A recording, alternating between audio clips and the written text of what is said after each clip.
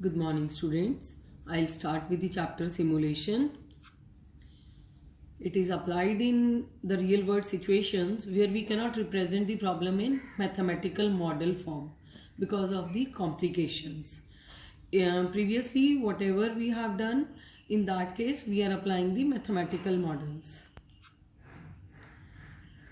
So simulation is imitation of some real thing or a process.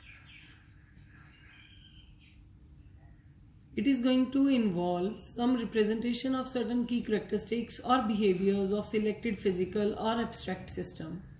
It involves the use of models to represent real life situation.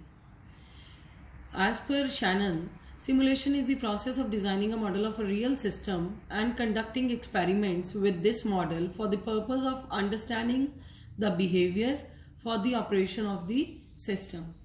Similarly, according to Churchman, X simulates Y. This is possible only if Y is taken to be the real system and X is taken to be approximation to the real system. So the rules of validity in X and non-free, otherwise X will become the real system. Now, the purpose of simulation is to assist the management decision making where analytical methods are either not available or are inappropriate. So it helps to develop human interaction abilities in a controlled and safe setting, and the typical business problems where simulation could be used to aid management decision making are inventory control, queuing problems, production planning, as well as financial planning. The advantages of simulation can be used to assist the management decision making where analytical methods are either not available or inappropriate. Time can be compressed or expanded to allow for a speed up or slow down of the phenomenon. Insight can be obtained about interaction of variables and important variables to the performance. Bottleneck analysis, that is critical analysis, can be performed to discover where work is in process and the system is delayed.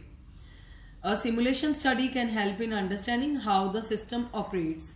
What if questions can be answered? The disadvantages are it is costly in terms of both time and money. Each application of simulation is ad hoc to a great extent. It is trial and error approach. Then it does not generate optimal solutions to the problems. The process and outcomes of simulation methods are not always predictable. Each solution model is unique and its solution and inferences can be transferred to other problems. Solutions obtained are not as efficient as other quantitative methods and the results can be difficult to interpret. This could be when simulation is the appropriate tool. It again depends where we need to just have knowledge about the improvement of the system, and actually we don't want to apply that thing beforehand. Before applying, we want to know the results by making the possibilities on this system, and in this case simulation models designed for training make learning possible without the cost disruption. You don't have to actually allocate the cost, you don't have to actually spend the resources on it, and we can just have the systems, and as per the answers we can select the optimal solution. Optimal in the sense where we can implement it. Now the areas of application could be the manufacturing applications, semiconductor manufacturing, the construction engineering, military applications, logistics, transportation, business process simulation, healthcare, automated material handling systems, then risk analysis, that is related to insurance, portfolio investment and all. Or it could be computer simulation as well as network simulations. So the steps of the simulation process, this question is also important theoretically. First identify the problem, then identify the decision variables and decide the performance. Construct the simulation model, testing and validating the model, designing of the experiment, run the simulation model and evaluating the results.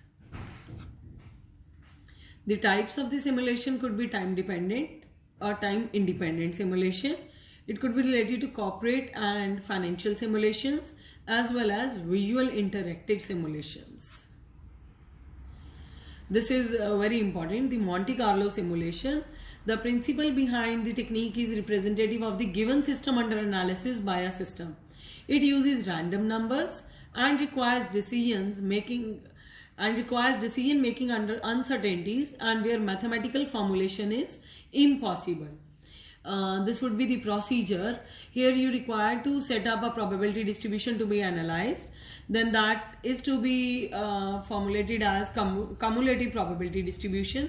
Then generate the random numbers and assign an appropriate set of random numbers to represent the values.